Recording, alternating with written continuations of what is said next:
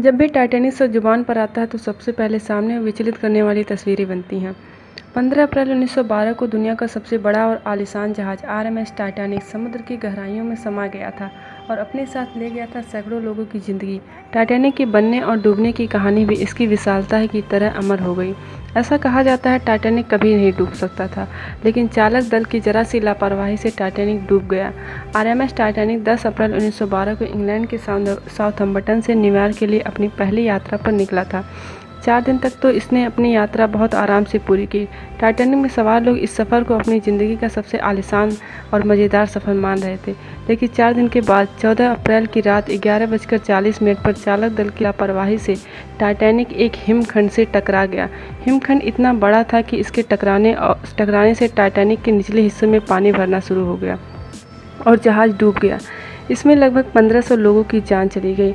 दोस्तों, आज के इस वीडियो में हम उन कारणों के बारे में जानेंगे जिसके कारण दुनिया का कभी न डूबने वाला जहाज़ अपनी पहली ही यात्रा में डूब गया। इसके लिए वीडियो को पूरा देखें और बेल आइकन को प्रेस करना ना भूलें। चलिए वीडियो शुरू करते हैं।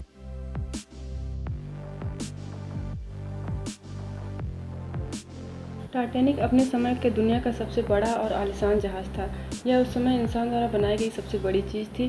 टाइटैनिक का निर्माण वाइट स्टार लाइन कंपनी के द्वारा बेलफास्ट के हॉलैंड तथा उल्फ शिपयार्ड में किया जा रहा था।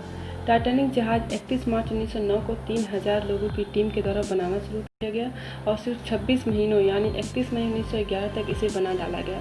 यह जहाज़ 3 फुटबॉल के मैदानों जितना बड़ा था। 31 मई 1911 को इसे देखने के लिए 1 लाख लोगों से ज़्यादा भीड़ इकट्ठा हुई थी।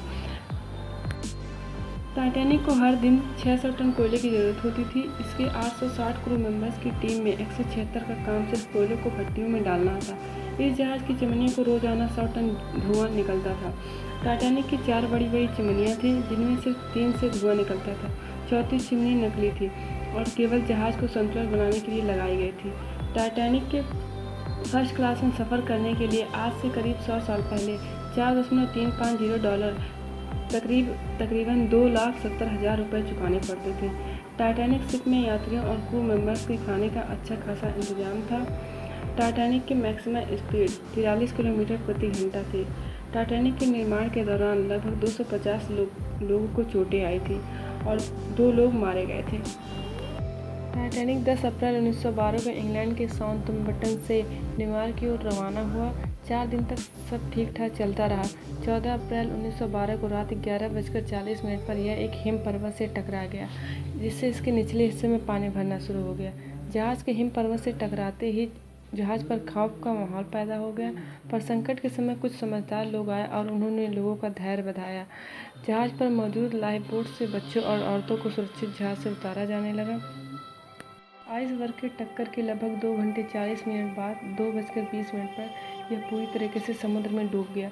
एक अनुमान के अनुसार जहाज़ पर 3,547 लोग सवार थे, जिनमें से 2,687 यात्री तथा 860 क्रू मेंबर्स थे। इनमें से 1,537 लोग इस हादसे में अपनी जान गंवा बैठे थे। इस दुर्घटना में मरे 306 लोग की लाशें ही मिल पाई थी।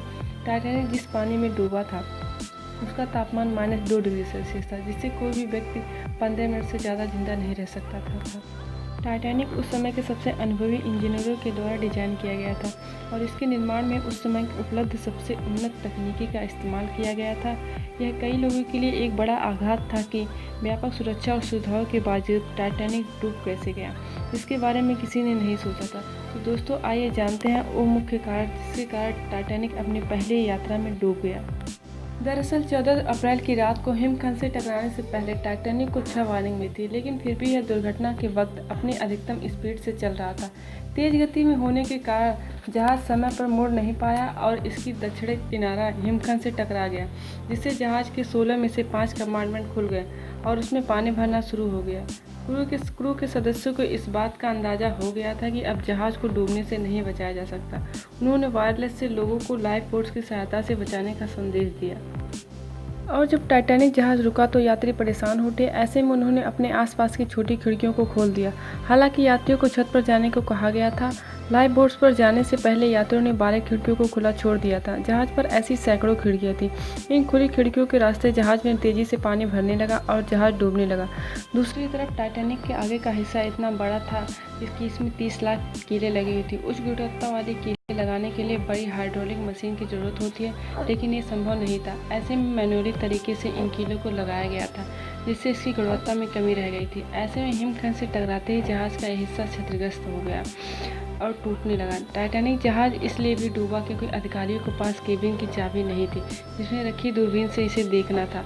वो चाबी उनसे खो गई थी। ऐसे में हिमखंड दिखने के 30 सेकंड के बाद ही टाइटैनिक जहाज़ से टकरा गया और जहाज़ पूरी तरीके से 2 घंटे 40 मिनट में डूब गया। जहाज़ के डूबने के लिए खराब मौसम भी जिम्मेदार था। कैरिबियन सागर में मौसम जहाँ अपेक्षाकृत गर्म होता था, वहीं अटलांटिक सागर में मौसम ठंडा था, जिसकी वजह से समुद्र में आइस वर्ग आया और टकराकर जहाज़ डूब गया। तो दोस्तों, इन सभी कारणों के कारण टाइटैनिक को बचाया नहीं जा सका। एक अनुमान के अनुसार टाइटैनिक से टकराने वाला हिम पर्वत 10,000 साल पहले ग्रीनलैंड से अलग हुआ था, पर टक्कर के 2 हफ्ते के बाद ही यह नष्ट हो गया, क्योंकि टक्कर से हिम पर्वत को भी काफ़ी नुकसान पहुंचा था। टाइटैनिक दुर्घटना उत्तरी अटलांटिक सागर में हुई थी। जहाज़ का मलबा ढूंढने में 73 साल लग गए। काफ़ी कोशिशों के बाद 1 सितंबर 1985 को टाइटैनिक का मलबा ढूंढ लिया गया। दोस्तों, अगर आपको टाइटैनिक के बारे में जानकारी अच्छी लगी है तो इस वीडियो को लाइक करें, शेयर करें और सब्सक्राइब करें।